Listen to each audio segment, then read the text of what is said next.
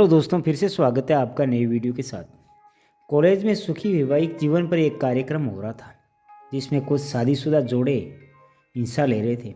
जिस समय प्रोफेसर मंच पर आए, उन्होंने नोट किया कि सभी पति पत्नी शादी पर जोक के सुनाकर हंस रहे थे। यह देखकर प्रोफेसर ने कहा कि चलो पहले एक गेम खेलते हैं, उसके बाद अपने विषय पर बात करेंगे। सभी खुश हो गए और कहा, कौन सा गेम? प्रोफेसर ने एक विवाहित महिला को खड़ा किया और कहा कि तुम ब्लैक बोर्ड पर ऐसे 25-30 लोगों के नाम लिखो जो तुम्हें सबसे अधिक प्यारे हो।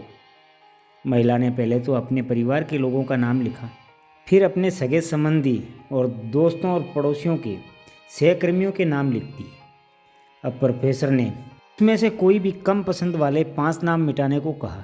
लड़की ने अपने सहकर्मियों के नाम मिटा दिए और प्रोफेसर साहब ने 5 नाम और मिटाने को कहा। लड़की ने थोड़ा सोचकर अपने पड़ोसियों के नाम मिटा दिए। अब प्रोफेसर ने और 10 नाम मिटाने को कहा। लड़की ने अपने सगे संबंधी और दोस्तों के नाम मिटा दिए। अब बोर्ड पर सिर्फ 4 नाम बचे थे, जो उसके मम्मी पापा और पति और बच्चे का नाम था। अब प्रोफेसर ने कहा, इसमें से और 2 नाम मिटा दो। लड़की असमझ में पड़ गई। बहुत सोचने के बाद बहुत दुखी होते हुए उसने अपने मम्मी पापा का नाम हटा दिया। सभी लोग संबंध और शांत थे, क्योंकि वो जानते थे कि ये गेम सिर्फ वो लड़की नहीं खेल रही है, उसके दिमाग में भी यही सब चल रहा है। अब सिर्फ 2 ही नाम बचे थे, पति और बेटे का। प्रोफेसर ने कहा, और एक नाम मिटा दो। लड़की अब सहम सी गई। बहुत सोचने के बाद रोते हुए अपने बेटे का नाम काट दिया। प्रोफेसर ने उस लड़की से कहा, तुम अपनी जगह पर जाकर बैठ जाओ।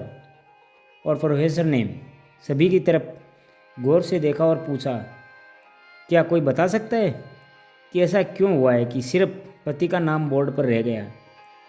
कोई जवाब नहीं दे पाया। सभी मुंह लटकाकर बैठे थे। प्रोफेसर ने फिर उस लड़के को खड़ा किया और कहा, ऐसा क्यों? जिसने तुम्हें जन्म दिया और पाल पोस कर इतना बड़ा किया, उनका नाम तुमने मिटा दिया। और तो और तुमने अपनी कोख से जिस बच्चे को जन्म दिया, उसका नाम भी तुमने मिटा दिया। लड़की ने जवाब दिया, अब मम्मी पापा बूढ़े हो चुके हैं, कुछ साल के बाद वो मुझे और इस दुनिया को छोड़कर चले जाएंगे। तो बेटा जब बड़ा हो जाएगा तो ज़रूरी नहीं है कि वो शादी के बाद मेरे साथ ही रहे, लेकिन मेरे पति जब तक मेरी जान में जान है, तब तक मेरा आधा शरीर बनकर मेरे साथ निभाएंगे। इसलिए मेरे लिए सबसे अजीज़ मेरे पति हैं।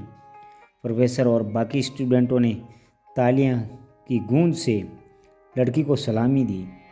प्रोफेसर ने कहा, बिल्कुल सही कहा कि तुम और सभी के बिना रह सकती हो, पर अपने आधे अंग अर्थात अपने पति के बिना नहीं रह सकती। मजाक मस्ती तक तो ठीक है, पर हर इंसान का अपना जीवन साथी ही उसको सबसे ज़्यादा अजीज़ होता है। दोस्तों, आपको ये कहानी कैसी लगी? कमेंट बॉक्स में अपनी राय ज़रूर दीजिएगा, और कहानी अच्छी लगी हो तो वीडियो को लाइक, शेयर और सब्सक्राइब करना ना भूलें। तो फिर मिलते हैं नए वीडियो के साथ। तब तक के लिए अपना ख्याल रखना, मुस्कुराते रहना। धन्यवाद।